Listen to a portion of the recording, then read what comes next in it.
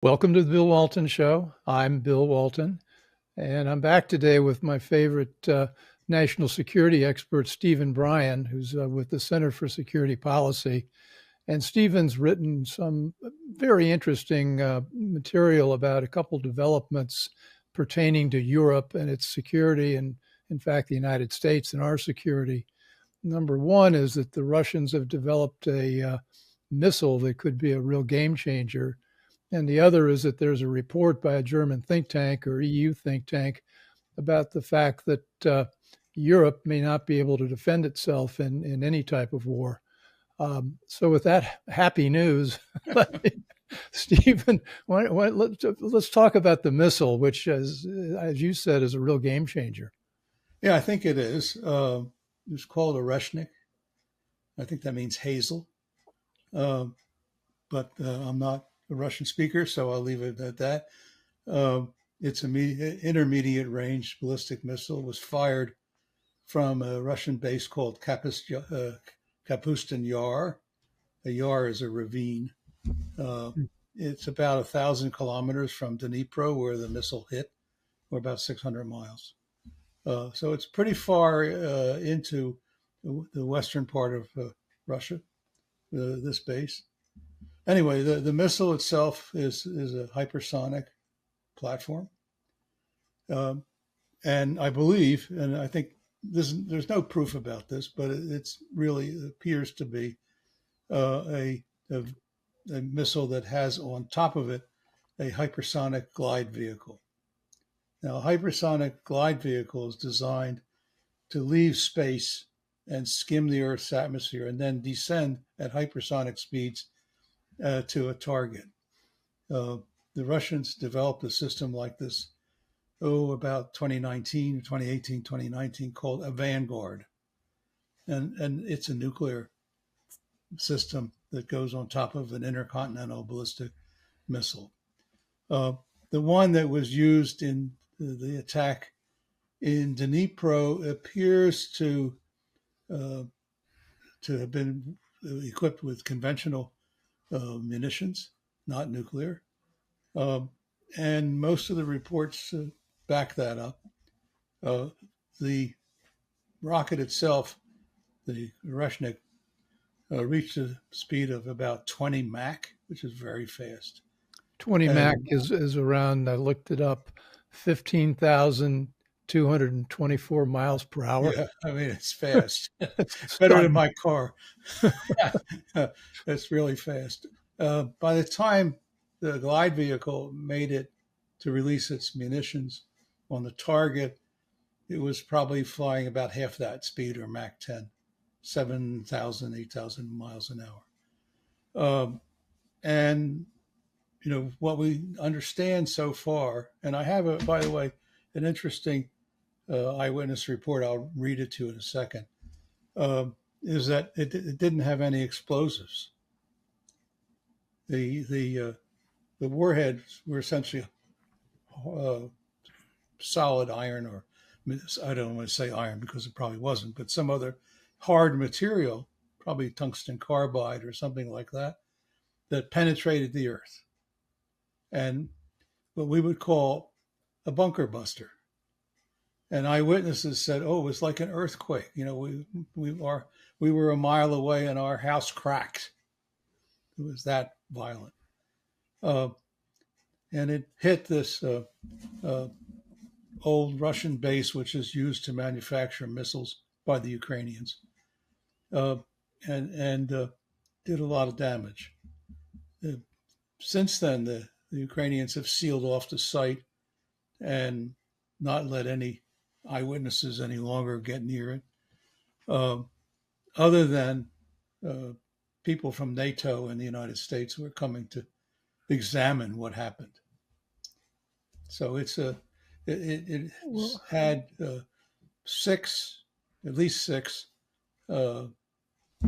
packets of weapons, and each one of those contained between 4 and 6 submunitions. So it was somewhere between 24 and 36 penetrations of the earth at this site. It was pretty spectacular. So what makes this is the 20 Mach Well, it's hypersonic. innovation, or what? Yeah, it's Go ahead. hypersonic, long range. Probably there's no air defenses that can knock it out right now. So it's a formidable weapon in that sense. Now, we know that the one that the Russians fired was a test vehicle. It was not a rocket that was in serial manufacturing. In fact, when Putin, who addressed the Russian nation after the strike, said that he had ordered serial manufacturing now that it proved to be successful. It had telemetry on board. The Ukrainians say they recovered a part of the electronics that were a telemetry package, and usually use telemetry on test missiles to understand how they perform and to make changes if necessary if they don't perform as well as you'd like. So yeah, it was a test one. They may have a handful of these, maybe 4, maybe 6. I don't think any more than that in their arsenal right now, and it's possible even just 1 or 2. So that's it. So as I think you explained that not only does this work without explosive, but it also penetrates very deeply into the earth, and it can go right at underground bunkers and exactly. missiles that are hidden silos. And I think you said that there's an underground munitions facility, and it was simply pulverized. It was turned to dust. Yeah, well, that's what the witnesses say. And it seems to be the case. No one is refuting that. The Ukrainians said, well, didn't do any damage because there wasn't any explosions. Okay. Well, but doesn't this send a signal to our president of Ukraine, who's operating from an underground bunker, that it might not be I think haven that he thinks it is? I think that's exactly what the Russians wanted him to understand, that it could take out his bunker in Kiev and others like it that they've got scattered around, and turn them into dust. And that's a pretty strong warning. But it didn't stop the Ukrainians. I mean, they fired another 13 ATACMS missiles over the last 3 days. So they're still at it. And I imagine the Russians will do something else now. Well, and it didn't stop Joe Biden from asking for another $24 billion in aid to Ukraine.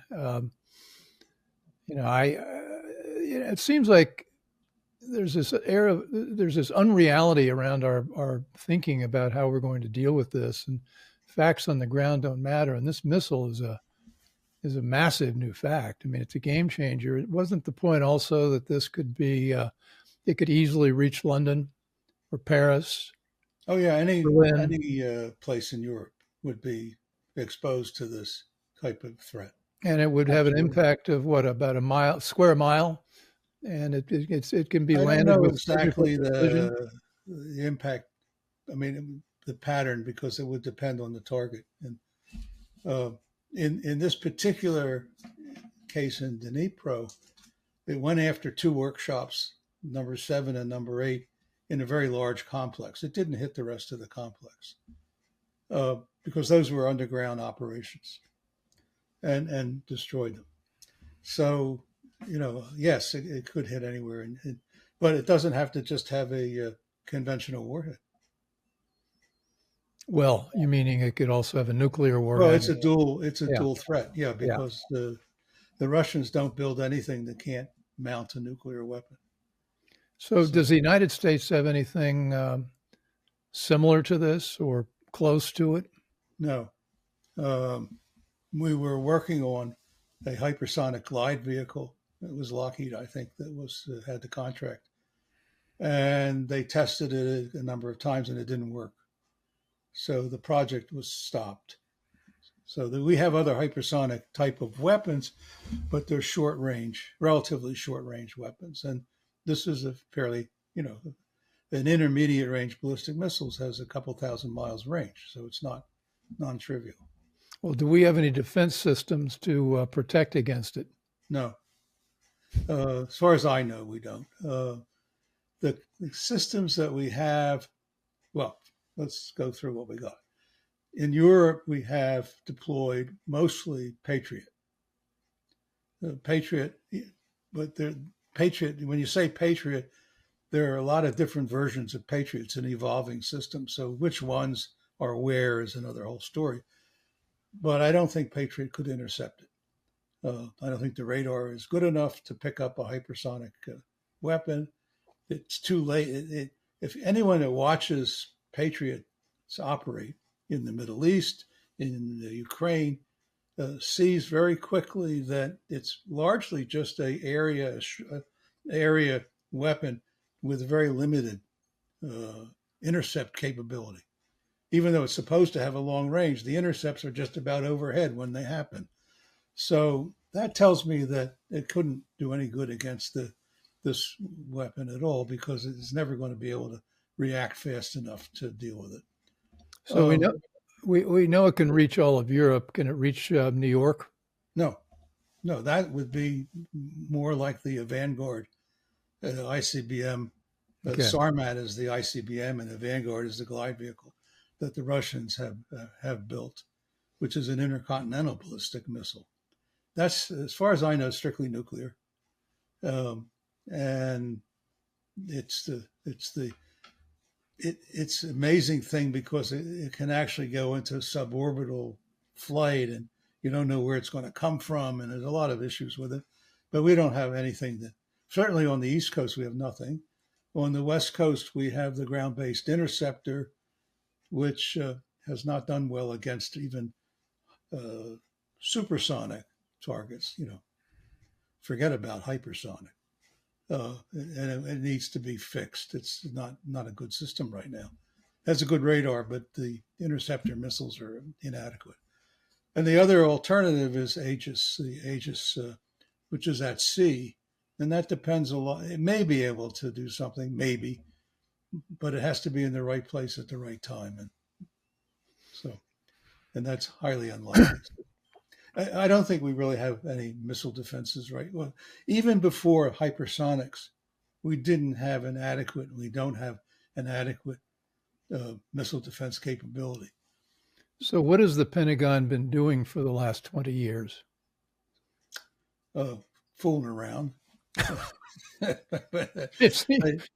Look, they keep putting money in the Patriot, trying to improve it.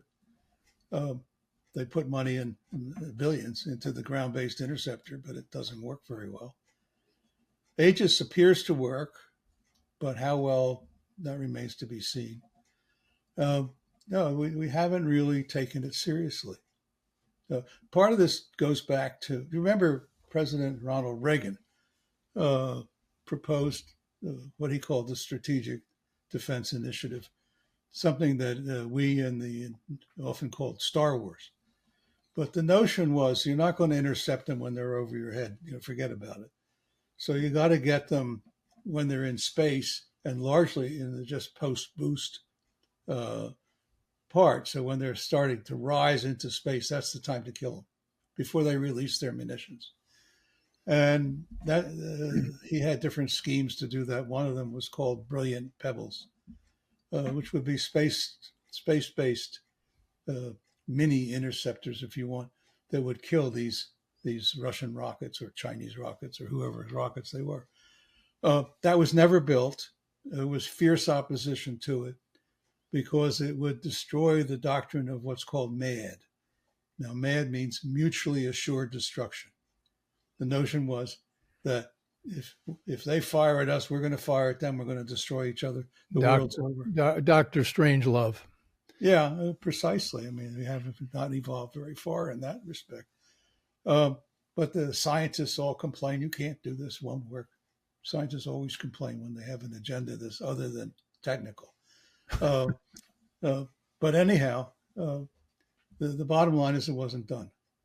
Although I think in some ways it was very sobering for the Soviet Union at the time and led them to desire arms deals with the United States as an alternative to constantly jacking up the nuclear threat on each side. But we're back to that now because there's nothing, there's almost no agreements left to prevent ICBMs and hypersonics and all the rest. So Why didn't we need a hypersonics treaty.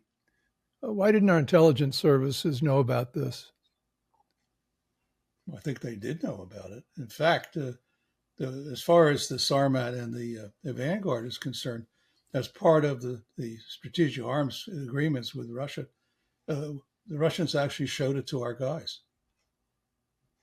They saw it. It wasn't something that they dreamed about, or looked at from a satellite. They saw it face to face. So we've been blithely pursuing this war in Ukraine. I mean, with this air of unreality where we're assuming American superiority, when in fact we do not have superiority. Russia does. Well, yeah, we're making two assumptions: that we're superior, that NATO's superior. I think both of those are faulty assumptions. Well, that bridges us to that study that you reported on, the Kyle report. I think Kiel. It's an institute in Germany. It's a think tank, a very well regarded one. And essentially they just looked at, are we prepared or are we not prepared? And they came to a very straightforward conclusion. We're not prepared. We can't possibly deal with the Russians right now. I think that's exactly right. NATO, the NATO people, by the way, are living in a very strange world. And it's very scary because they keep talking about, well, we're no longer a defensive alliance. We're going to be an offensive alliance. We're going to strike the Russians. Who are they kidding? Mm-hmm. Who are they kidding? What kind of nonsense is this? And these are supposedly smart people, admirals, generals, the head of NATO. I mean, Rutte. I mean, all these guys are mouthing this nonsense. NATO has expanded too fast. It has not built up a sufficient capability to back up the expansion that it's done. And it's hardly a defensive alliance, let alone an offensive one. And using Ukraine, which they've done, as a way to batter the Russians and to bring NATO into Ukraine is completely crazy. It makes no sense. It doesn't make strategic sense. It's not practical. It has caused thousands and tens of thousands of dead Ukrainians and Russians. The whole thing is a disaster, total disaster.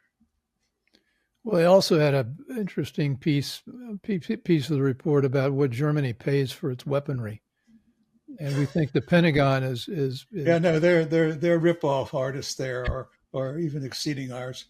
What about the Kiel report talks? Puts it all, even simple things. What about the German air assault vehicle? That's an interesting one. Yeah, they have no lift though, so it doesn't mean anything.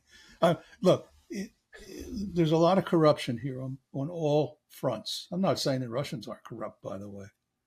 They probably are, but the bottom line is that we invest very heavily in very expensive weapons we don't need, and neglect conventional stuff we do need and should have. And we also neglect where our interests lie. Our interests don't lie in Ukraine. We don't have any interest in Ukraine. We have an interest in Europe, parts of NATO.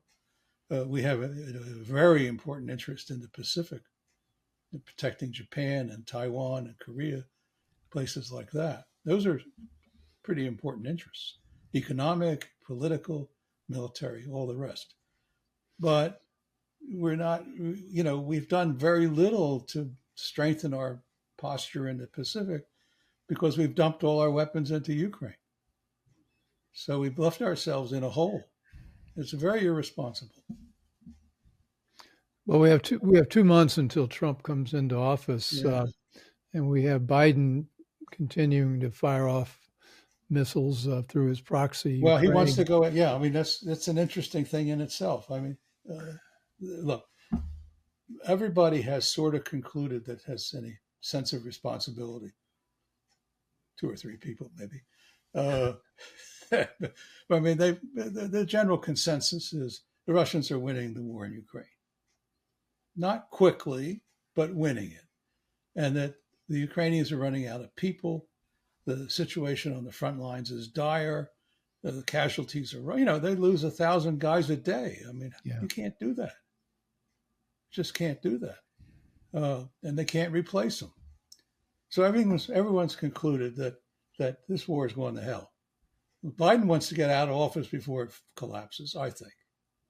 So he wants to throw anything he can into Ukraine to hold the line, trying somehow to convince the Russians that more is coming. It's going to get worse, not better. I mean, he wants to get out with his pants on. Well, he doesn't want to do what he did in Afghanistan. That's with your pants on. Yeah, yeah, exactly. So how would, if you were advising President Trump on how to wrap this up, what would you tell him? Well, it's difficult for Trump because Biden has made it so much worse with these new weapons and attacks on Russian territory that the Russians are pretty pissed off. That's a technical term. So, whether they're open to negotiations of some kind, the Russians said no ceasefires, so that's off the table. I think they're not going to do that, but they may be willing to talk. And if I were Trump, I think I would start negotiating with Putin and see what you can get. Well, what do we have? What do we have that Putin wants? Sanctions, to get rid of the sanctions, normalization. Putin wants options, not just China. I mean, he can't just rely on the Chinese because, the real truth is the Chinese and the Russians don't really get along. And so he's taking a risk being a one-horse pony. He needs he needs to balance his relationships. He needs to have a relationship with the United States. And this is my opinion. I don't know if it's Putin's. He didn't call me and ask. But it seems to me if I were in the Russian position, I would want to have options. That's a good Washington term. Have to have options. And one option is to have, be able to talk to the Americans, talk to the Chinese, to see what works which way. Plus, economically, Russians are missing some big pieces, and they're going to be depending entirely on the Chinese for them, unless they make some deals with us. Electronics being one of the most prominent. Well, the Biden administration refuses to talk to the Russians. I mean, back in the day when we had the Cuban Missile Crisis and all the way through before and after the Cold War, we've been in constant communication with them, and that's the way you can avoid catastrophe. And yet Jake Sullivan and Tony Blinken, they're acting like teenagers. They're just not going to talk to Russia. Nor are the Europeans. And the Europeans. Well, some of them are actually, but have to be some of them under the table, but especially the Germans, because the Germans have reason to be concerned about Russia. Yeah.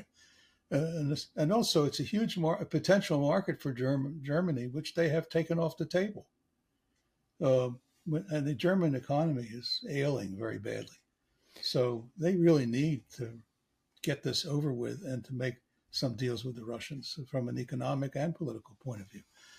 So, and look, the Germans are not going to spend on defense what they would need to spend on defense to rebuild their capabilities. So given that, and that's a prognosis because they don't have the money. And anyway, they won't spend it, even if they had the money. And anyway, their defense industry would rip most of it off anyhow. So, I mean, the bottom line for the Germans is they really need a deal.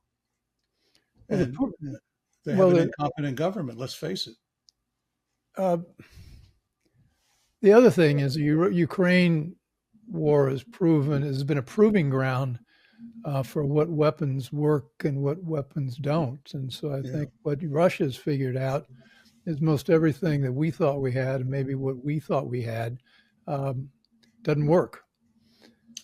Well, I think that's too Or is harsh. that an overstatement? It doesn't. Let's say that whatever we've thrown in there has not proven to be a game changer. Right. I think that's a fair statement. I think not work is too strong. I mean, HIMARS works. It's a good system, but the Russians have figured out how to shoot down most of them. Not all of them, but most of them. But it's a very important system.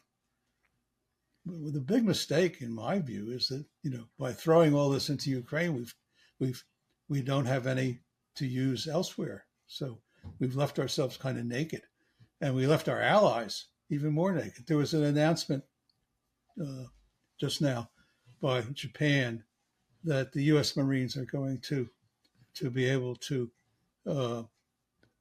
put HIMARS on the Japanese southern islands, the Rikuku, I can't pronounce it right, islands, but particularly one called Yonaguni.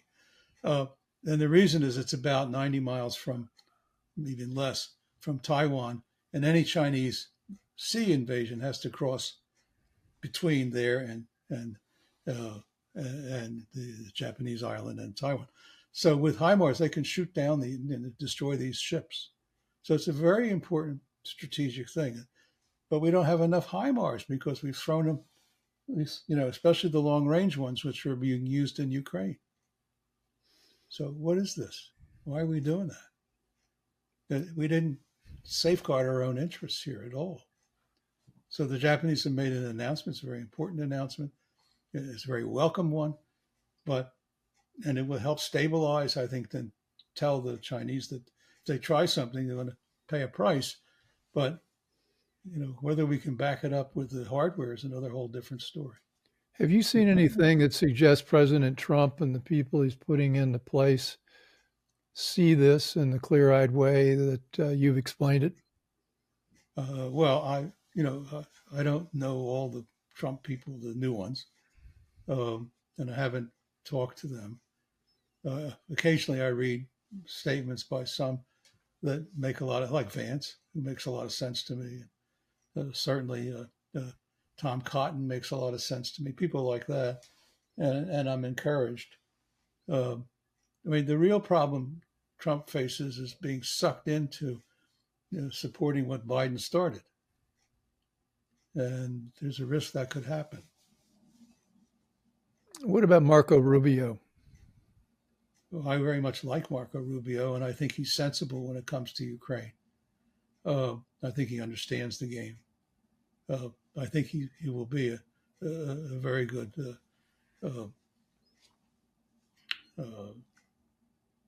official for the Trump administration as Secretary of State. And that's encouraging. He's not going to be a Blinken. God forbid. Well, that's a very low bar. Extraordinarily low. We've been talking about Tony Blinken for the last 2.5 years, and we need to wrap it up today because there'll be a next set of events that happen. But we ended up most of our conversations with, we hope we survive until we get a new administration. And so the very good news is we can finally say we've got a next administration, but we got 2 months to get through. What could happen in those 2 months before the new cops? Well, it would help if Trump told Biden and he told the Pentagon, stand down, no more, stop. You did enough, stop, and let's wait until we get in office and then we'll deal with it. Don't give the Ukrainians one more bullet. Stop. They have enough for right now, but stop. And I haven't heard that yet. Maybe they're telling them privately. But Lloyd Austin, for example, has been, harsh and critical of the Trump people and Trump himself. He needs to shut up and just stop doing what they're doing. It's bad. It's dangerous. The Russians are very tense right now. We don't want them to be very tense. Lavrov is saying, well, in negotiations, that's never going to happen. It's way off in the future. This is showing you the Russian mood. And I think Trump is going to have a hard time turning that around. And he's going to have to use all his persuasive powers. Now, he's really good at it. I mean, I am tremendously impressed. I mean, he got the Mexicans to back down and the Canadians to back down in 5 minutes. In 5 hours? Yeah, even less. I mean, it's a tour de force. I mean, because he knows what he wants. He tells them exactly what he's going to do, and that's that. Now, Putin's another story. He's a major power. He has nuclear weapons. He's very angry with the United States and with NATO. It's going to take a lot of work to settle that out. And part of the deal here is not just Ukraine. They have to settle how they're going to manage the situation in Europe too. And I think that's critical. And that's, by the way, before this war started in December of 2021, right before, in February is when in 2022 is when it started, the Russians sent a letter to the United States and sent a letter to NATO, and they said, among other things, they wanted to settle the overall security situation of Europe. And it was, basically Washington told them, go forget about it. We're not interested. We should be interested. The Europeans should be interested. The Europeans don't need to spend what little revenues they have and waste it on Ukraine. And they need to get realistic about their own economies and their own political future because things are changing in Europe. So my friend Matt Whitaker is going to be our ambassador to NATO, and that's going to be a tough job because I don't see a future for NATO, given everything that's evolved here. I mean, it's what's it mean? What's it stand for? What's it want to do? And these countries, their interests are no longer aligned. I don't think it holds up. Well, yeah, I mean, he's got a big challenge. I've written a lot about this and basically said, look, NATO was created as a defensive alliance, and that's its real role. The idea of NATO as an expansionist alliance is very dangerous because it invites trouble, and there's no reason for that trouble. What do we gain by adding, let's say in the perfect world, what would we gain by adding Ukraine to NATO? It would be of no particular significance for us, except that it would invite a war with Russia. Why do you want that? The Russians have made that clear. It's a red line. And it's an unbridgeable red line. So the bottom line is I think NATO needs to be reassessed. And it would be very helpful if the Trump administration carries out such a reassessment and defines the parameters of what the NATO alliance is and what it isn't. And that would be a big step forward. Stephen Bryan, thank you. Center for Security Policy. You write brilliantly at your Substack site, Weapons and Strategy. How do we find that? We look you up on Substack. Say again? What are your coordinates? Just go to Substack and write Weapons and Strategy, and you'll go right there.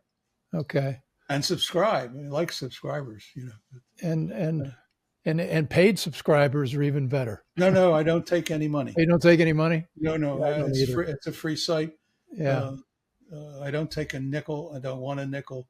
I'm trying to do this. I'm an old man, so I do this as a public service. It's my contribution to the common good. Maybe. At least that's how I like to think about it. It's huge. I mean, you're my go-to guy to understand what's really going on. So keep going, and we'll be back, I'm sure, with the next big development. So thanks a lot. You're more than welcome. Take care. Okay, and thanks for joining us on the Bill Walton Show. And you can find us on all the major podcast platforms and on Substack. So stay tuned for other shows like this, and look forward to talking with you in the future.